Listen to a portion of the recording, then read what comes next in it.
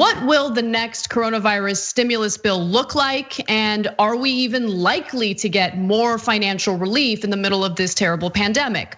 Well, there was a little bit of a war between some members of the GOP and the White House. The Trump administration was demanding, a payroll tax cut, which would gut Social Security and Medicare. But it turns out that in this draft legislation that's been shared with the press, the White House has backed off on that a little bit because there were members of the GOP who outright rejected that proposal. Now, here's what we know based on this working draft. It's likely to change, but it does not include a payroll tax cut. Again, this was a favorite of President Trump's, which administration officials backed away from amid tepid support from Republicans in Congress. Now, there's also no new money for state and local governments to plug budget holes and avert layoffs.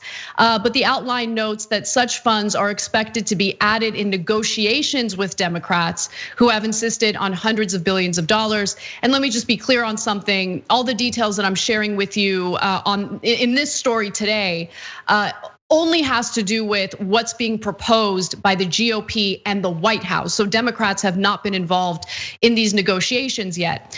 Now, it includes a substantial expansion of a program to aid small businesses, relaxing the terms of a loan program designed to help them maintain their payrolls, and creating a new working capital loan to cover operating expenses.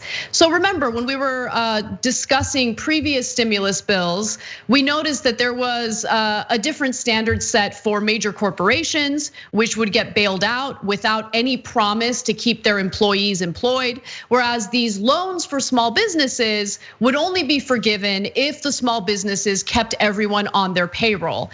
Now it appears that in this upcoming legislation, Republicans want to do away with that standard altogether.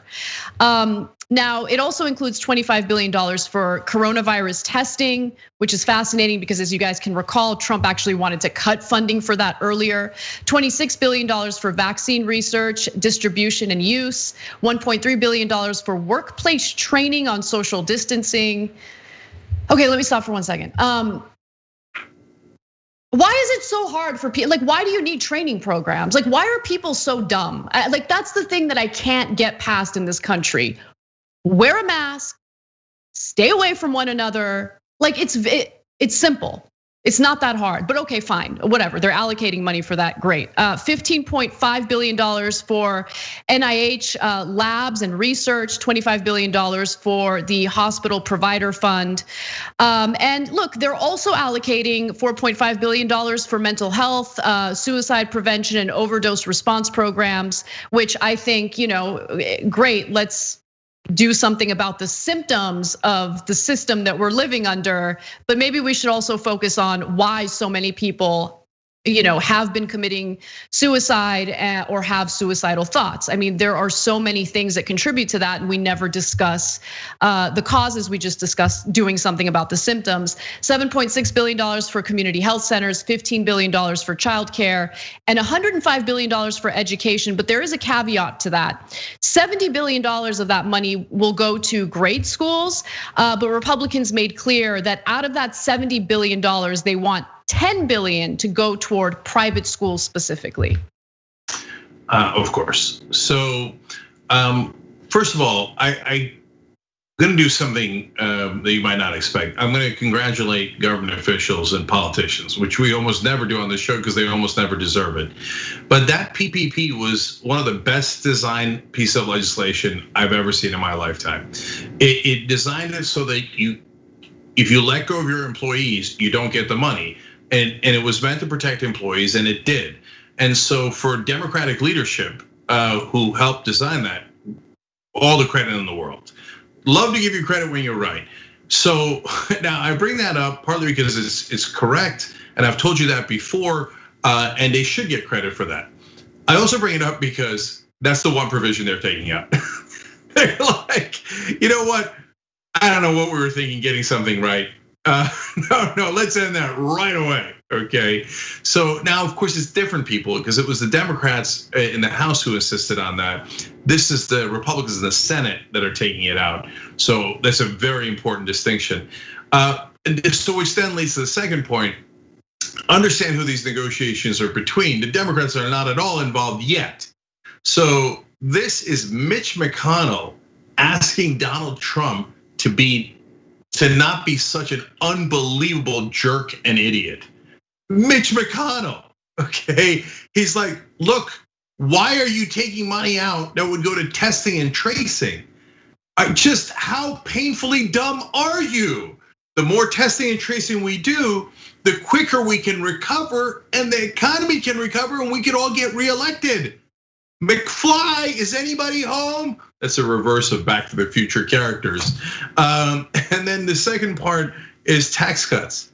When Mitch McConnell throws up his hands and goes, really, more tax cuts? You know you've gone too far. So the vicious Senate Republicans had to talk Trump out of being even more vicious than them. Wow, we are in a sorry state in this country. And I also want to note that the Trump administration, Steve Mnuchin specifically confirmed everyone who qualified for that one-time $1,200 check will qualify again. They're not changing the terms of how people receive that check or whether they qualify for it. So I thought that the one-time check was one of the worst parts of the stimulus bill because of the fact that it tapered off after an income of $75,000. People might have made $75,000 last year, but a lot of those people have been laid off or have no income today. So I just think that means testing during this pandemic is stupid. And by the way, millions of people who qualified for it still haven't received the first check. But when it comes to the unemployment benefits, it remains to be seen what they're going to land on.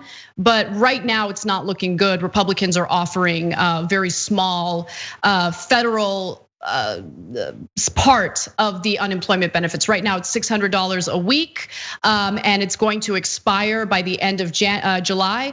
But if they implement a similar program, it's likely to be, based on what Republicans are saying, $100 a week as opposed to $600 a week. So we'll see how that plays out. So I'm not surprised that the Republicans say, let's give the least amount to the people who need it the most, and the most amount to the people who need it the least. Of course, they're Republicans. But in terms of the media, this is where I constantly get frustrated, guys. This is why we tell you, man, we're not kidding. It's not an exaggeration. You got to support us, because if there's no independent media voice, the mythology like this just takes hold. So tyt.com/go. So what am I referring to in this case? Every article refers to the Republican position as, well, they really want to lower the unemployment benefits so people will go back to work instead of sitting at home milking off the government. They were fired. They were fired. None of this is voluntary. Yet every stupid reporter and editor parrots that talking point of the right wing without ever saying, by the way, footnote, none of these people went home voluntarily. They were all furloughed or laid off. So it's in every stupid article. So if you don't know anything about politics, people who are low information voters will read it and go, well, I guess the main problem in America is 30 million Americans just decided to go home and collect unemployment benefits. God, they're so lazy. So if that's what you think, then you might think the Republicans are right to lower unemployment benefits. But that's not remotely true. No one corrects it. Thanks for watching The Young Turks. I really appreciate it.